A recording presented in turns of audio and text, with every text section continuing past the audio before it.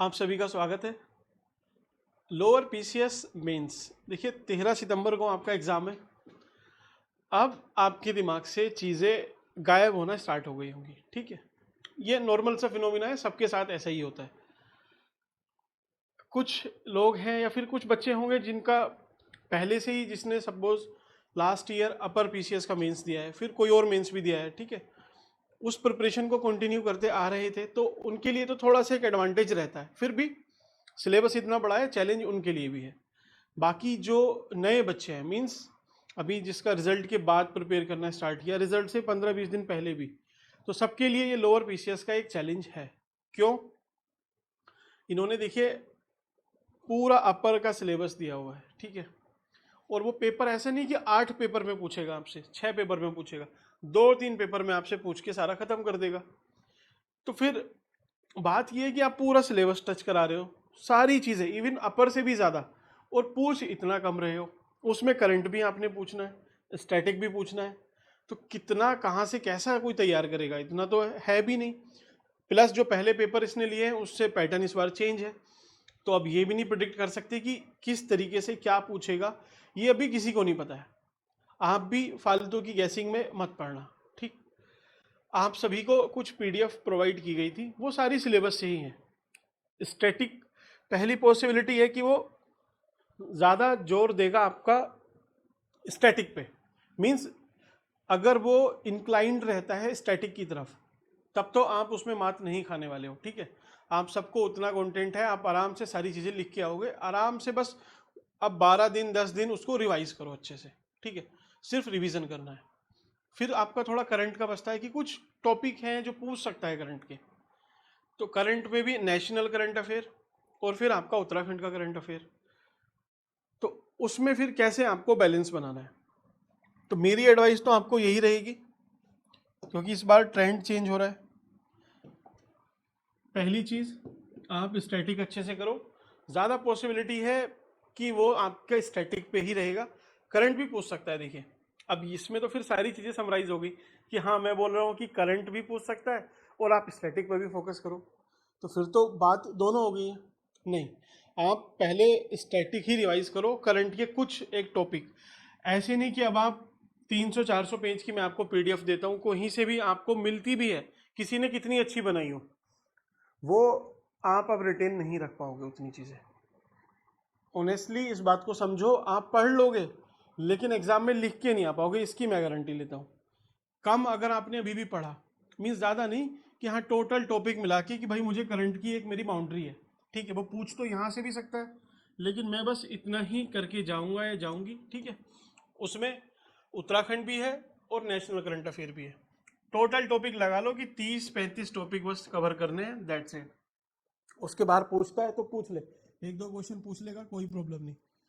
लेकिन आप अब उस 2-3 क्वेश्चन के वजह से सबको मत टारगेट करने लगना, क्योंकि देखिए लोअर पीसीएस का एग्जाम है, ऊपर ऊपर से आपसे पूछेगा, अंदर जाएगा नहीं। तो जब एकदम सरफेस लेवल का आपसे पूछेगा तो आपको बहुत वाइड रेंज कवर करनी पड़ेगी। अब उतनी वाइड कोई भी नहीं कर सकता है, ठीक है, पॉसिबल भी नहीं है वो। आपसे बोलेगा कोई कि ये मोस्ट इंपॉर्टेंट टॉपिक है, इवन मैं भी आपसे बोलता हूँ, तो उसकी लिस्ट अगर मैं आपको दे देता हूँ कि 200 टॉपिक हैं टोटल, तो उसका कोई फ़ायदा नहीं है, कोई यूज़ नहीं है उसका।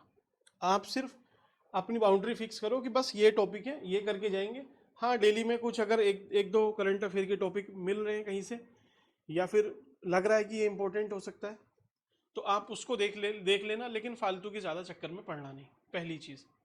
क्योंकि यहाँ से फिर आप अपने स्टैटिक पे जो कमांड है वो छोड़ दोगे, और एक ज़्यादा मीन्स पॉसिबिलिटी है मेरे हिसाब से, अगर आप मुझसे पूछोगे, कि वो थोड़ा स्टैटिक की तरफ इंक्लाइंड ही रहेगा ज़्यादा आपका पेपर।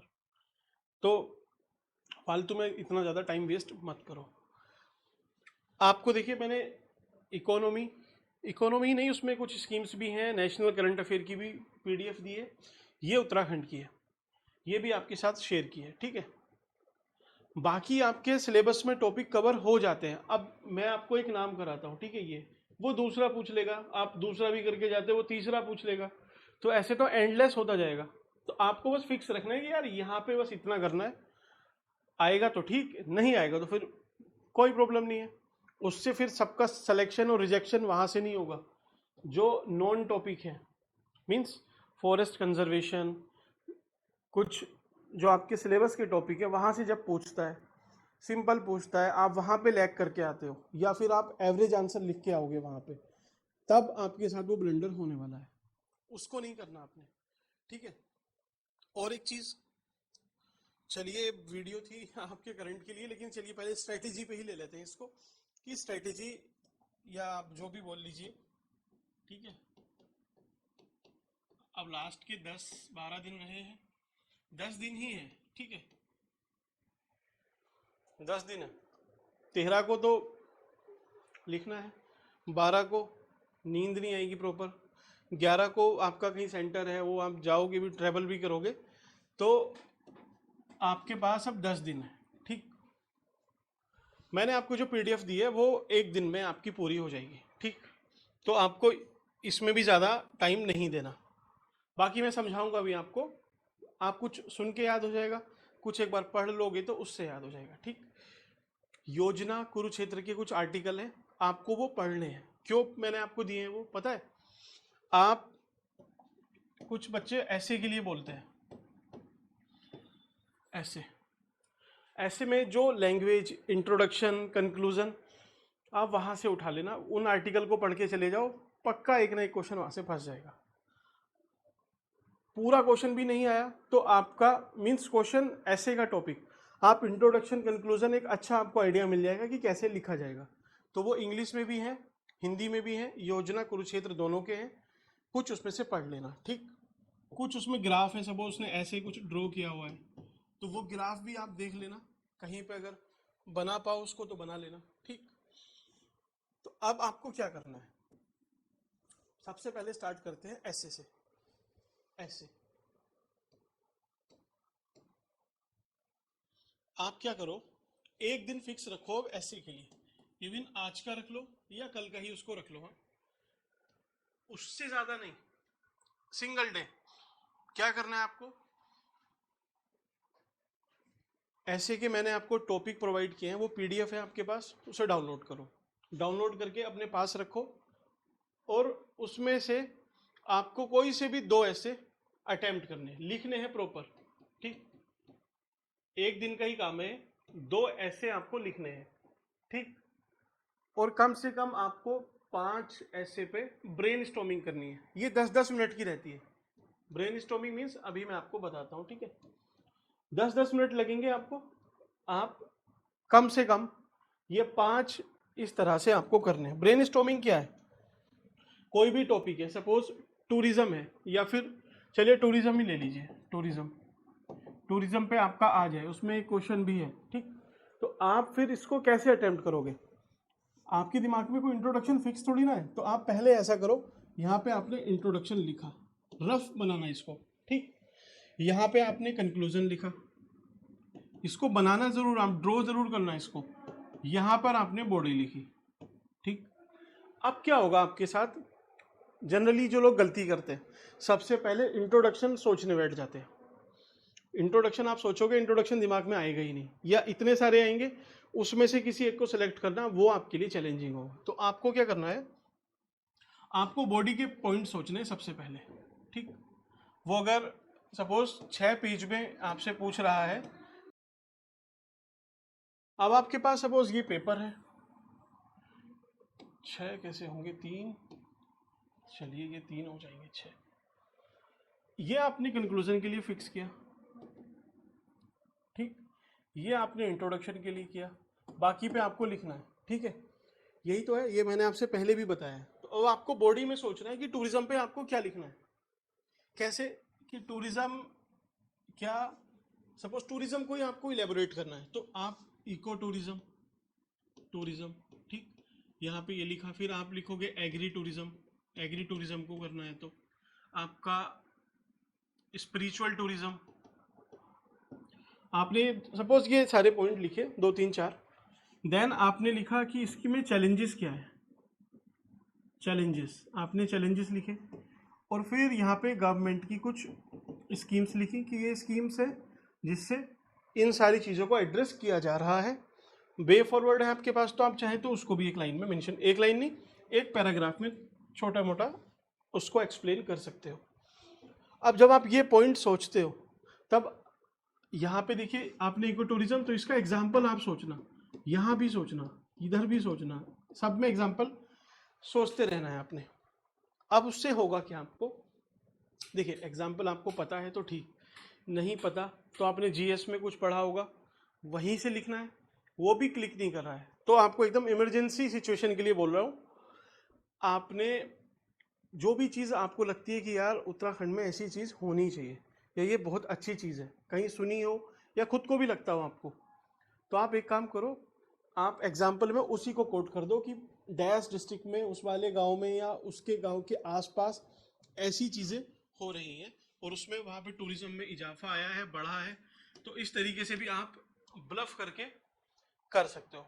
ऑल्दो एक पेपर होता है आपका एथिक्स का, ठीक, तो उसके हिसाब से सही है गलत है आप मुझे बताइए, ठीक है, चलिए कमेंट सेक्शन में बताना सही है गलत है। लेकिन हाँ, मोरालिटी तो मना ही करती है उस चीज़ को, लेकिन आपको ठीक है जब नहीं आएगा तो कर देना चाहिए। हम एंड्स पे बिलीव करना है, मीन्स चाहे कुछ भी हो, ठीक है, मीन्स वर्सेस एंड की डिबेट है, आपने देखा होगा लेक्चर में। अब इसी सब में से आपको कोई एक पॉइंट ऐसा मिलेगा, एग्जाम्पल मिलेगा ऐसा, जो आपको लगेगा कि यार ये सही चीज़ है, उसको आप इंट्रोडक्शन में यूज़ कर लो, ठीक है, कुछ भी हो सकता है वो। और जब आप इंट्रोडक्शन लिखोगे तो आपने वो पॉइंट लिखा, ठीक है, उसको एक्सप्लेन किया, कोई कहानी होगी, न्यूज़ होगी, कुछ भी होगी, फिर आप उसके थोड़े बहुत चैलेंजेस उसी पेज पे लिख के और फिर अपने ऐसे को स्टार्ट कर सकते हो नेक्स्ट पेज से, ठीक, यहाँ से। तो आप कुछ इस तरीके से कर सकते हो ऐसे में। ये है ब्रेनस्टॉर्मिंग का तरीका, समझ में आई बात? आपको अब क्या करना है, इसी तरीके से आपने दो तो ऐसे पूरे लिख के देखने हैं कंप्लीट, उस A4 शीट को रखना, मैं आपको दिखाता हूँ 1 सेकेंड, जिसके पास अगर वो नहीं है 1 सेकेंड,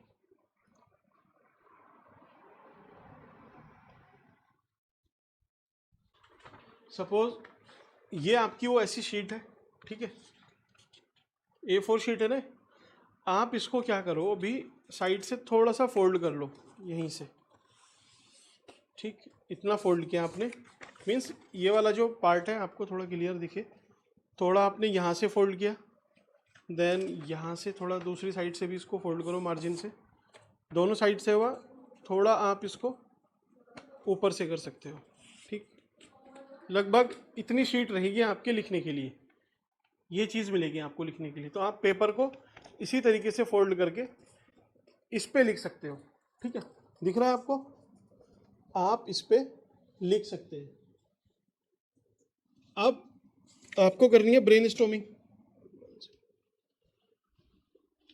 आपको ब्रेनस्टॉर्मिंग करनी है, तो आप ब्रेनस्टॉर्मिंग, जो एक्चुअल पेपर आपको मिलेगा तो उसके जो क्वेश्चन कम बुकलेट होगी पीछे रहते हैं, रफ पेजेस, लेकिन अगर आप देखिए सपोज ये आपकी फ्रंट है, ठीक है, आप यहाँ पे लिख रहे हो, इस पे लिख रहे हो आप, लेकिन आपके रफ पेजेस एकदम पीछे हैं, तो आप बार बार उसको पलट के देखोगे नहीं, तो आप क्या करना, पेपर पे ही लिख लेना, ऑल्दो वो मना करते हैं लेकिन पेपर पे ही रफ ब्रेनस्टॉर्म कर लेना कि अच्छा मुझे पहले इंट्रोडक्शन क्या है, फिर बॉडी में पॉइंट्स, देन कंक्लूजन, दो ऐसे का ही करना है, वहीं पे लिख लेना और फिर पेपर अपने सामने रखना और अपना आंसर लिखते जाना आराम से, ठीक।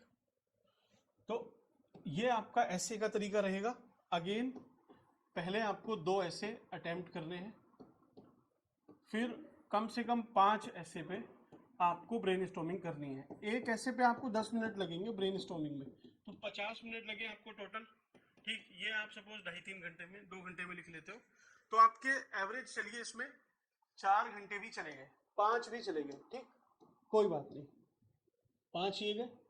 अब इसके साथ आपको क्या करना है, चाहे आप फिक्स रखो 2 सितंबर को ही, कल को ही देखना इसको करके, आपको जो योजना कुरुक्षेत्र के आर्टिकल दिए गए हैं आप उनको जरूर पढ़ना, ठीक, आपको उसकी रीडिंग जरूर लगानी है, कुछ इंपॉर्टेंट है तो लिख के रख लेना है। चलिए मैं भी आपको समझाऊंगा, पहले आप उसको आपने पढ़ना खुद से जरूर है, भले ही मैं आपको समझाऊं, आपको वो सेल्फ रीड करना ही है। ठीक, चलिए, आई थिंक वॉइस का आपको इशू आ रहा होगा। चलिए अब तो ऐसे आपका ऐसे पूरा होता है। अब देखो, आपको 2 सितंबर, सितंबर,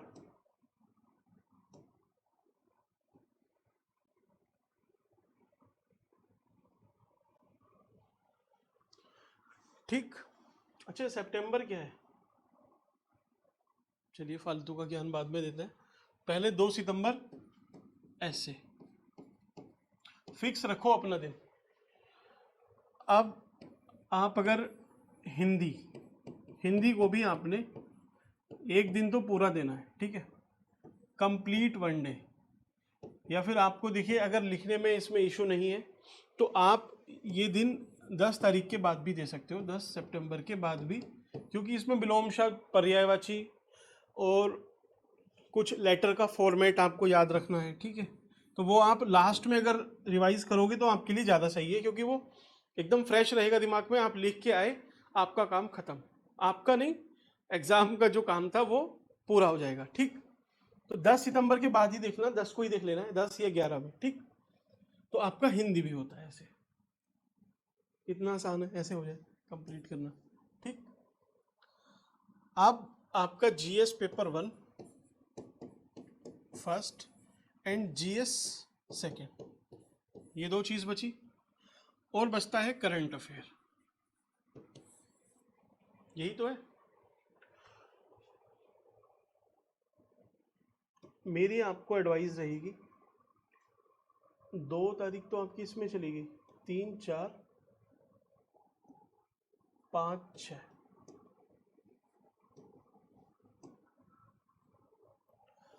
आपको क्या करना है? देखिए, ये मैं आपको अपने हिसाब से बता रहा हूँ कि अच्छा, मैं होता आपकी जगह तो मैं कैसे करता। अब तो आपने ही करना है, आपको जैसा सही लग रहा है, बाकी आप कर सकते हो। ये अगर किसी को थोड़ा भी हेल्प करता है तो बस उसके लिए है, ठीक। 2 हुई आपकी, 3 सितंबर और 4 सितंबर। इसमें आपको जीएस पेपर 1 सिलेबस अपने सामने रखना, और उसमें जितनी भी चीज़ें हैं वो पीडीएफ निकालना, या वो अपने नोट्स निकालना आप, और उसको वहाँ से रिवाइज करना। 2 दिन में पूरा पेपर ये खत्म हो जाना चाहिए आपका। ऐसे ही फिर जीएस 2, ये भी पूरा, जीएस 2 मीन्स ये अपर वाला नहीं, ये लोअर का है। तो आपका 5 और 6 में, मीन्स आप देख रहे होंगे 2 दिन लग रहे हैं एक पेपर को करने में, फिर इसको करने में भी 2 दिन लग रहे हैं। अब 6 तारीख तक आपका ये 2-2 दिन हुए, फिर 7 को आपने क्या करना है, सिंगल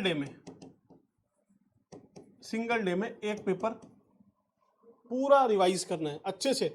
फिर 8 में दूसरा पेपर, फिर 9 में आपको करना है एक, फिर से पूरा पेपर सिंगल डे में। फिर 10 में जीएस का सेकंड पेपर कंप्लीट करना है एक एक दिन में। तो देखिए, 1, 2, 3, 4 बार तो ये रिवाइज हुआ, ठीक, और 2 ये हो जाएगा 6। बात ये नहीं कि आप कितनी बार रिवाइज कर रहे हो, आप एक बार पढ़ो अच्छे से, आपको रिटेन रहता है, याद रहेगा तो वेल एंड गुड। फिर भी अब आपको सपोज वो चीजें याद हो गई हैं, फिर भी आपको वो ब्रश अप करनी है, तो आप ऐसे ब्रश अप कर सकते हो, ठीक। लिखने का क्या है, डेली, अब आपने ऐसे तो लिखा है, डेली आप क्या करो, 7 क्वेश्चन बस लिख के देख लो खुद से, चाहे जो आपने लिखे हैं पहले से उसको रिपीट कर लो। वो इसलिए नहीं कि प्रैक्टिस करनी है, वो इसलिए कि आपके जो हाथ है, पेन है, उसमें इनर्शिया ना रहे। मीन्स शुरू की जो आप क्वेश्चन लिखते हो उसमें थोड़ा सा लेट हाथ चलता है, जब 2-3 लिख लोगे तो वो फ्लो में आ जाएगा। तो आप ऐसा कर सकते हो, ठीक। डेली 6-7 क्वेश्चन आप लिख के देख सकते हो, कि ताकि इनर्शिया खत्म होता रहे, दिमाग सोचता रहे, लिखते रहो। बस इतनी ही राइटिंग की अब ज़रूरत है, इससे ज़्यादा आप लिखोगे, पूरे पूरे टेस्ट लगाओगे तो आपको याद कम रहेगा, आप याद नहीं कर पाओगे। और वहाँ पे जब एक्चुअल एग्ज़ाम होगा, आप सपोज आप देखो, आज आप एक पेपर अटेम्प्ट कर लोगे, ठीक, तो आपकी एनर्जी एग्जॉस्ट होगी उसमें, तो फिर आपको आज याद करना थोड़ा सा टफ रहेगा। फिर आप कल भी लिखते हो, परसों भी लिखते हो, अब एक पेपर भी लिख रहे हो, उसके बाद आपको उसका रिवीजन भी करना है, देखना भी है कि कितना सही है कितना गलत है। तो आपका आधे दिन से भी ज़्यादा इसमें चला जाएगा, आपको याद भी नहीं रहेगा। और जो आपका पोटेंशियल एक्चुअल उन 2 पेपर में GS 1-2 में आपको देना था, आप उससे पहले ही एग्जॉस्ट हो जाओगे।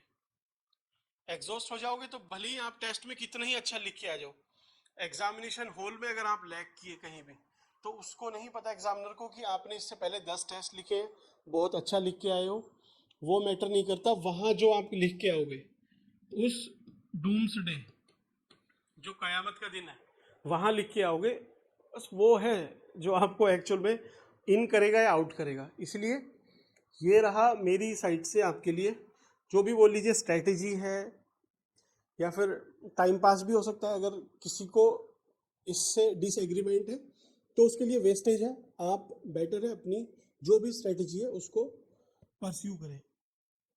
अब आपका चलिए इसके बाद करंट आपको थोड़ा सा समझाना है। चलिए मिलते हैं नेक्स्ट वीडियो में। Thank you.